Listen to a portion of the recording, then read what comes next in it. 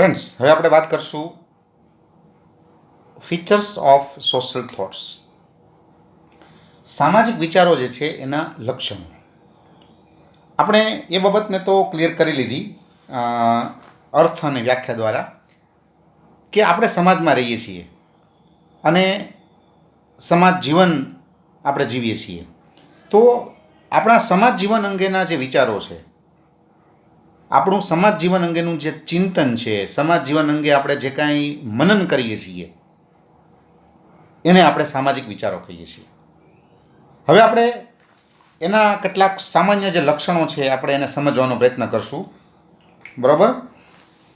તો હવે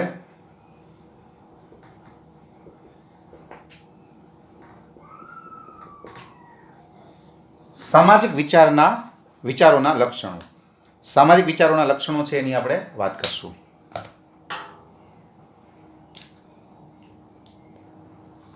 એમાં પહેલું ફોર એક્ઝામ્પલ છે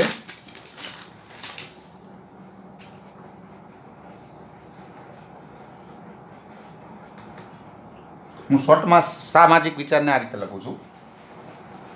નું મૂળ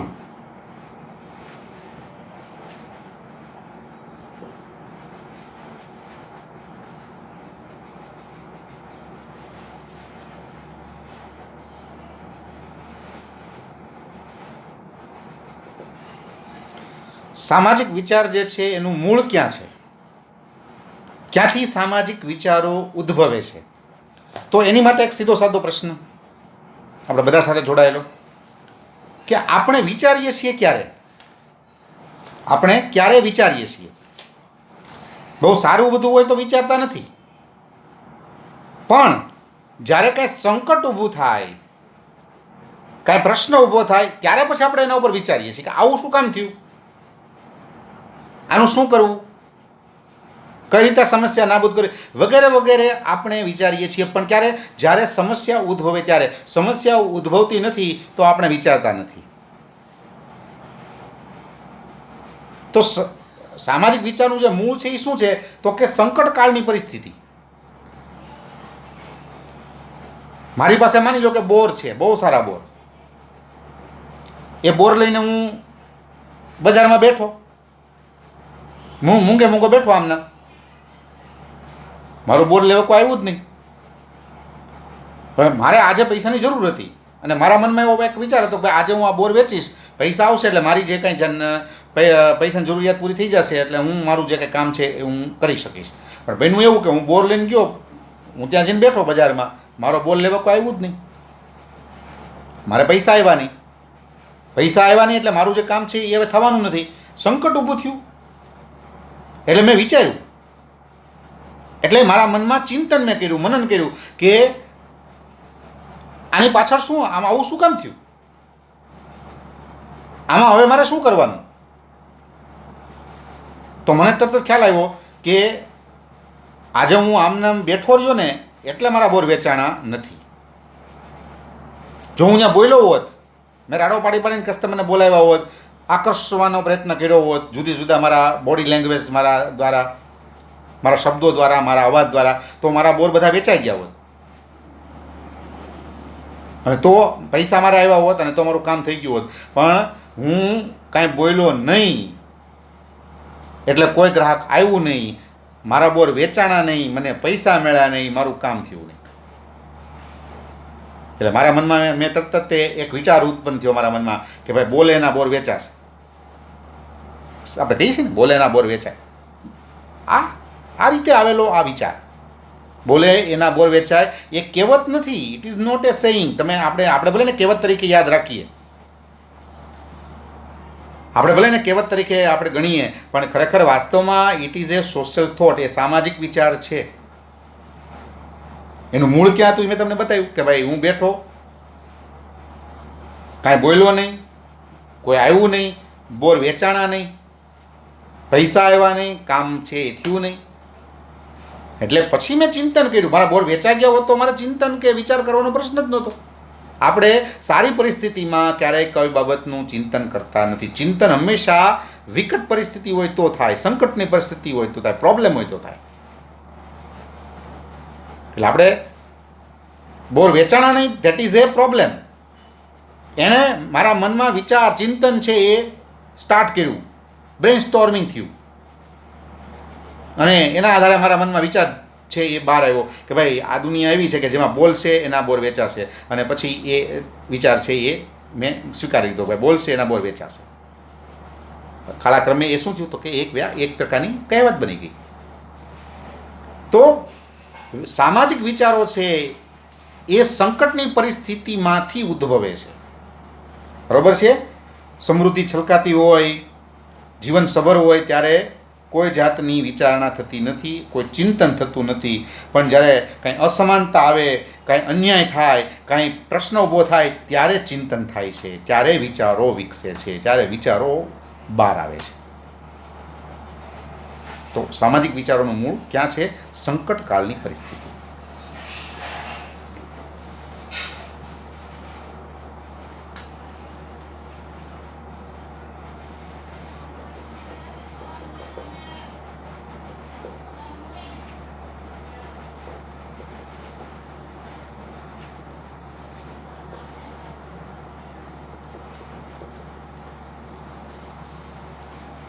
આપણે સમાજ જીવનની અંદર આપણે જે સમાજ જીવન જીવીએ છીએ, સોશિયલ લાઈફ આપણે જે જીવીએ છીએ, એમાંથી આપણે જોતા જઈએ છીએ અને વિચારો ડેવલપ કરતા જઈએ છીએ. આપણે જે અનુભવ થાય છે એ અનુભવમાંથી આપણે શીખતા જઈએ છીએ અને વિચારો ડેવલપ કરતા જઈએ છીએ. જો એક તમને સીધું એક્ઝામ્પલ આપું, બરાબર છે, કે આજે મોટાભાગના પ્રશ્નો શું કામ છે તો કે વસ્તીમાં ખૂબ વધારો છે, વસ્તીમાં સતત વધારો થાય છે. તો એક અનુભવ ઉપરથી એક વસ્તુ સાબિત થઈ કે જો વસ્તી કંટ્રોલમાં હોય, કોઈ સમાજ હોય, એ સમાજની વસ્તી જો અંકુશમાં હોય, નિયંત્રિત હોય, તો સમસ્યાઓ પણ નિયંત્રિત હોય, સમસ્યાઓ પણ ઓછી હોય, અને જે સંસાધનો છે એ તમે મોટાભાગના લોકો સુધી પહોંચાડી શકો. આજે બને છે કેવું કે સંસાધનો ઓછા છે અને એની સામે લોકો ઘણા બધા છે, એટલે બધા લોકોને તમે સંસાધનોનો લાભ આપી શકતા નથી. એટલે આ વસ્તુ આપણે જોઈ કે ભાઈ ખૂબ વસ્તી વધારો છે, એને કારણે સંસાધનોની જે વહેંચણી છે એ યોગ્ય રીતે કરી શકાતી નથી, બધા લોકોને સંસાધનોનો લાભ આપી શકાતો નથી. અને વસ્તીને જો નિયંત્રિત કરવી હોય, વસ્તી વધારાને જો નિયંત્રિત કરવો હોય તો કુટુંબ નિયોજન છે એ અનિવાર્ય છે. અને પરિણામે વિચાર આવ્યો કુટુંબ નિયોજનનો. બસ સ્ટેન્ડમાં બોર્ડ જોવા મળે, પહેલાં જોવા મળતું કે નાનું કુટુંબ સુખી કુટુંબ. પછી તમને એવા સૂત્રો જોવા મળ્યા કે અમે બે અમારા બે. હવે તમને એવું સૂત્ર જોવા મળે છે અમે બે અમારા એક. સરકાર આજે એ વિચારનો ફેલાવો કરી રહી છે કે ભાઈ આજે કોઈ પણ દંપતીએ એક સંતાન કરવું જોઈએ, એ રાષ્ટ્રના હિતમાં છે અને વ્યક્તિગત એ દંપતીના હિતમાં પણ છે. તો આ બધું અનુભવમાંથી આપણે બધું જોઈએ છીએ અને અનુભવમાંથી વિચારો ક્રિએટ થાય છે. મેં તમને વાત કરીને કે મારી પાસે પૈસા હશે, તમે અનુભવ કરી શકો કે પૈસા હશે તો લોકો તમને પગમાં પડશે, તમારી સાથે સંબંધ રાખવા માટે પડાપડી કરશે, તમને બહુ રિસ્પેક્ટ આપશે.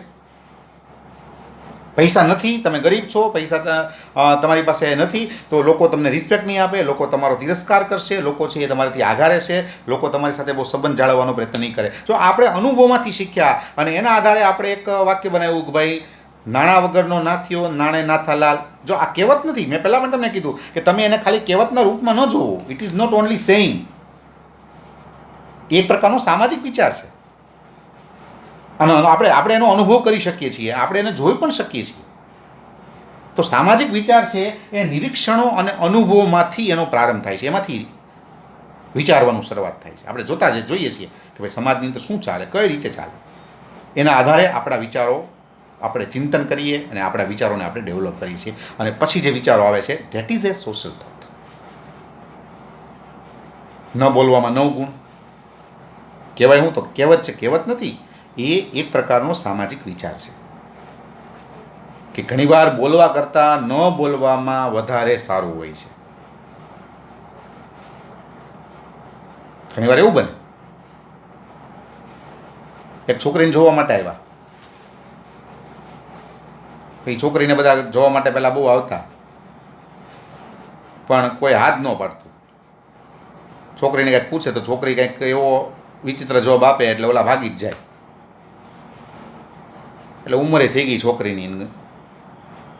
આખા પંથકમાં બધા મોટા ભાગના જોઈ ગયા, પણ ક્યાંય અહીંથી હા ન આવી. એટલે આ વખતે મા બાપ કીધું ભાઈ જો હવે આ મુહૂર્ત્યો છેલ્લો મુહૂર્ત્યો છે,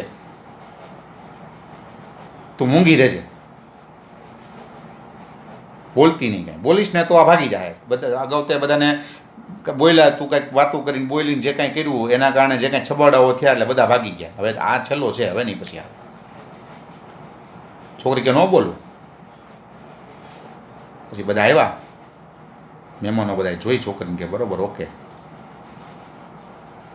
છોકરી બોલે નહીં એટલે બધાને થયું ભાઈ કેમ, તો કે ભાઈ બહુ સંસ્કારી છોકરી અમારે છે, એકદમ સોબર, એકદમ શાંત, ભોળી ભાળી, કે બોલે નહીં બહુ કાંઈ, શરમાય. જમવા બેઠા, છોકરી પીરશું, બધા આવાવાળા જે મહેમાનો તો એ ખુશ થઈ ગયા. છોકરી બરાબર છે, આપણે હાથ પાડવાની છે, હવે ના તો પાડવાનો પ્રશ્ન નથી. એમાં વળી દાદા વડીલ આવેલા, એને વળી કીધું બેટા કાંઈક બોલ તો ખરી, હવે તો તું અમારા ઘરમાં આવવાની છો, અમારાથી શરમ નહીં રાખવાની તારે, તું બોલ તો ખરી. બહુ કીધું બોલ કાંઈક બોલ. અને પછી છોકરીથી રહેવાનું નહીં. છોકરી કહે તો એક કામ કરજો, એ કે જમીન હવ પોતપોતાના ઠામડા છે એ ચોકડીમાં મૂકી આવજો, અમે તમારા કાંઈ નોકર નથી કે. ઓલા બધા ઊભા થઈને સીધા ભાગી ગયા. ન બોલવામાં ન અનુભવ થયો, નિરીક્ષણ કર્યું, વિચાર આવ્યો કે ઘણીવાર બોલવા કરતાં ન બોલવામાં વધારે ફાયદો છે. બરાબર છે. તો એ પણ એક સારો જેને કહેવાય કે એવું લક્ષણ છે. બરાબર છે. આપણે મુખ્ય લક્ષણોની વાત કરી રહ્યા છીએ. બરાબર છે.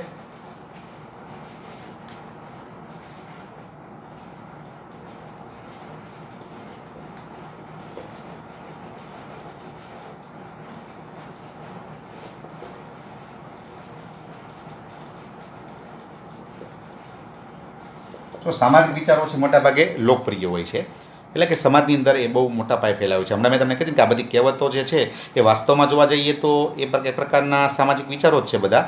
તો તમે જોઈ શકો સમાજમાં એ વ્યાપક રૂપે ફેલાયેલા હોય છે. વારે વારે વડીલો તમને આ વાત કરતા હોય છે કે ન બોલવામાં 9 ગુણ, બોલે ના બોર વેચાશે, નાણાં વગરનું ના થયું. આ બધું આપણે, કારણ કે આ સમાજે આ બધી વસ્તુ સ્વીકારી લીધી છે.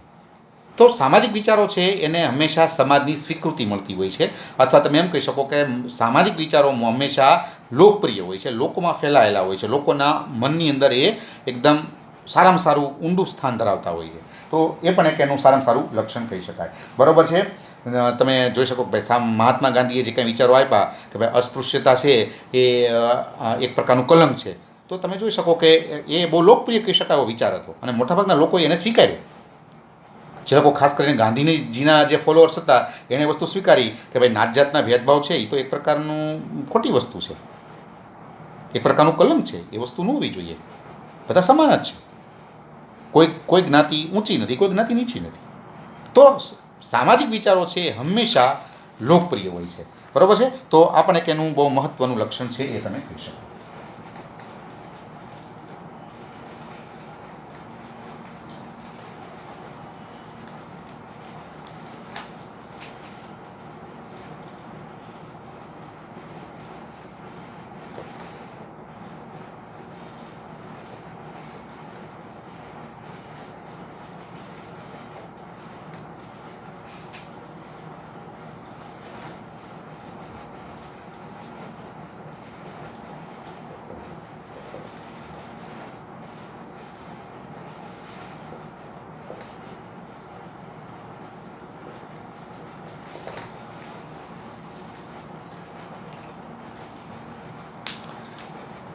જો સમાજની અંદર ઘણી બધી એ દિશાઓ છે. ધાર્મિક દિશા છે, ભૌતિક દિશા છે, પછી સૃષ્ટિની દિશા છે, ઘણી બધી દિશાઓ છે. બરાબર. આ બધી દિશાઓમાં જે વિચારો વિકસ્યા એ બધા જુદા જુદા સામાજિક વિચારો જ છે.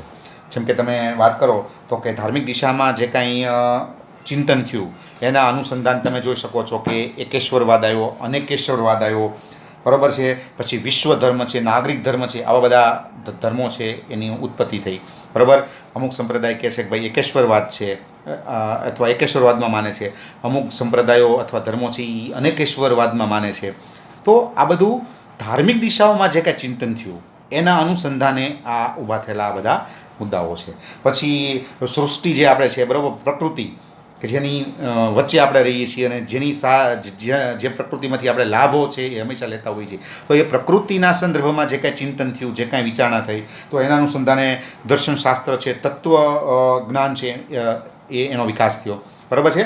પછી ભૌતિક દિશા છે એમાં ઘણી બધી વિચારણા થઈ અને એના અનુસંધાને તમે જોઈ શકો છો ઘણી બધી શોધો થઈ કે ભાઈ કોઈ વ્યક્તિ હતો તો એને વિચાર આવ્યો કે ભાઈ હું અહીંયા બેઠો છું, મારો મિત્ર છે એ તો હજારો કિલોમીટર દૂર બેઠેલો છે, તો મારે એની સાથે કંઈક વાત કરવી હોય તો કેમ કરવી.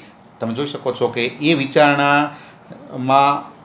વિચારણાના ફળ સ્વરૂપે પહેલાં ફોન આવ્યો અને પછી આપણી પાસે આજે મોબાઈલ ફોન છે કે આજે આપણે હજારો લાખો કિલોમીટર દૂર રહેલો જે આપણો મિત્ર છે એની સાથે આપણે ફેસ ટુ ફેસ પણ વાત કરી શકીએ છીએ, બરાબર. તો પછી જો જોવા જઈએ તો ભાઈ પહેલાં ટ્રાવેલિંગમાં બહુ સમય લાગતો કે ભાઈ જસદણથી રાજકોટ જવું હોય તો સવારે નીકળો, સાંજે પહોંચો. આજથી 200-300 વર્ષ પહેલાંની આપણે વાત કરીએ કે ભાઈ જસદણથી તમે સવારે નીકળો ત્યારે સાંજે પહોંચો, બરાબર છે. તો કોઈને વિચાર આવ્યો કે ભાઈ કાંઈક ચાલો ને એવી શોધ કરીએ અથવા કાંઈક એવું બનાવીએ કે જે આ સમયને ઘટાડી નાખે. એના અનુસંધાન તમે જોઈ શકો છો કે વાહનોની શોધ થઈ. તો ભૌતિક દિશાઓમાં જે કાંઈ ચિંતન થયું એના અનુસંધાને આવી બધી વૈજ્ઞાનિક શોધખોળો થઈ અને એના અનુસંધાને તમે જોઈ શકો છો કે આવી સુવિધાઓ આજે આપણી પાસે અવેલેબલ છે. મોબાઈલ છે, પછી આ કાર છે, બસીસ છે, એરોપ્લેન છે, બરાબર છે. આ બધું કાંઈક વિચારણા થઈ એના ફળ સ્વરૂપે શોધાયેલું આ બધું તત્વ છે, બરાબર છે. પછી જોવા જઈએ તો ભૌતિક જે સોશિયલ સાયન્સીસ છે એમાં પણ જુદા જુદા શાખાઓ જે છે એમાં વિચારણાઓ થઈ અને એના અનુસંધાન તમે જોઈ શકો છો કે રાજ્યશાસ્ત્ર છે એ અસ્તિત્વમાં આવ્યું, અર્થશાસ્ત્ર અસ્તિત્વમાં આવ્યું, પછી મનોવિજ્ઞાન અસ્તિત્વમાં આવ્યું.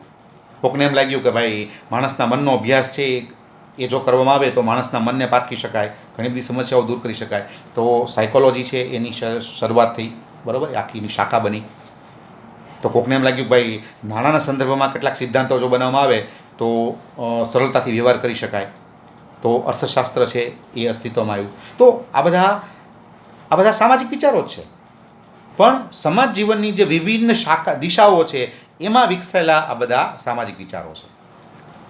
તો આ રીતે તમે જુદા જુદા જે લક્ષણો છે એને યાદ રાખવાનો પ્રયત્ન કરી શકો. Okay, thank you.